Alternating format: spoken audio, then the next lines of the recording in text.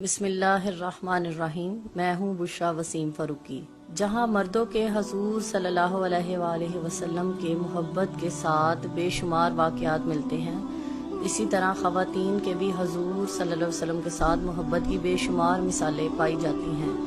ہم تاریخ میں سے چند واقعات اٹھائیں گے۔ حضرت فاطمہ بنت خطاب جو کہ حضرت عمر رضی اللہ تعالی عنہ کی بہن ہیں، آپ قرآن پاک کی تلاوت فرما رہی تھیں کہ وہاں حضرت عمر رضی اللہ تعالی عنہ آ گئے اور انہوں نے آپ کو دیکھا تو شدید غصے میں آ گئے اور آپ کو مارنا پیٹنا شروع کر دیا۔ یہ دیکھ کر جب آپ کے بہنوئی وہاں پر آپ کو بچانے کے لیے آئے تو انہیں بھی شدید زد و کوب کیا، تو آپ نے فرمایا کہ آپ بھی اسی والد کی اولاد ہیں جس والد کی میں ہوں، آپ کبھی بھی میرے دل سے حضور صلی اللہ علیہ وآلہ وسلم کی محبت کو نہیں نکال پائیں گے۔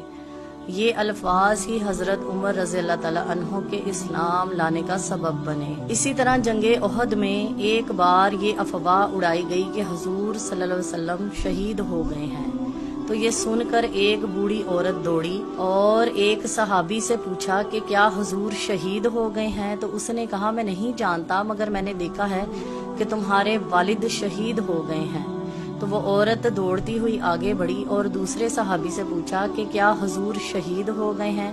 تو اس نے کہا میں نہیں جانتا، مگر میں نے دیکھا ہے کہ تمہارے شوہر کو بھی شہید کر دیا گیا ہے۔ اسی طرح وہ عورت پھر دوڑتی ہوئی آگے بڑھی اور تیسرے صحابی سے اس نے پوچھا کہ کیا حضور صلی اللہ علیہ وآلہ وسلم کو شہید کر دیا گیا ہے؟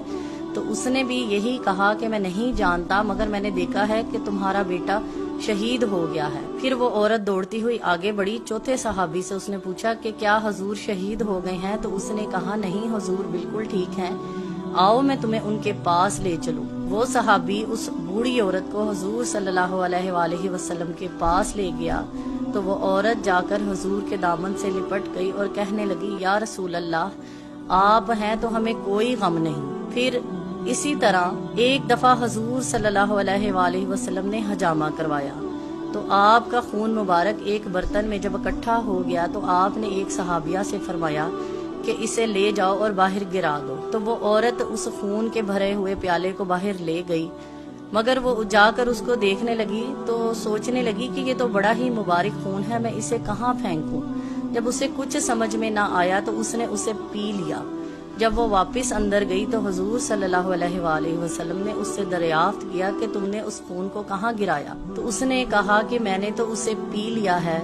تو آپ صلی اللہ علیہ وآلہ وسلم نے فرمایا کہ تمہارے اور تمہارے سارے خاندان کو جہنم سے دور کر دیا گیا ہے۔ اسی طرح حضرت اسماء رضی اللہ تعالی عنہ جو کہ حضرت ابو بکر صدیق کی بیٹی ہیں، وہ آپ صلی اللہ علیہ وآلہ وسلم کے لیے غار ثور میں کھانا لے کر جاتی تھیں، تو ایک بار آپ صلی اللہ علیہ وآلہ وسلم نے دیکھا کہ ان کے ماتھے پر زخم لگا ہوا ہے، تو حضور صلی اللہ علیہ وآلہ وسلم نے دریافت کیا کہ اسماء تمہیں کیا ہوا؟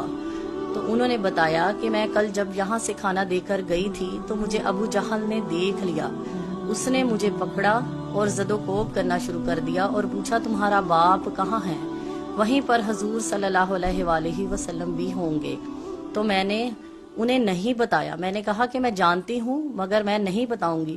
تو حضور میں نے آپ کا پتہ انہیں نہیں بتایا۔ اللہ تعالی ہمیں بھی حضور صلی اللہ علیہ وآلہ وسلم کا عشق عطا فرمائے اور ہمیں ان سب باتوں پر عمل کرنے کی توفیق عطا فرمائے۔ وما علینا الا البلاغ المبین۔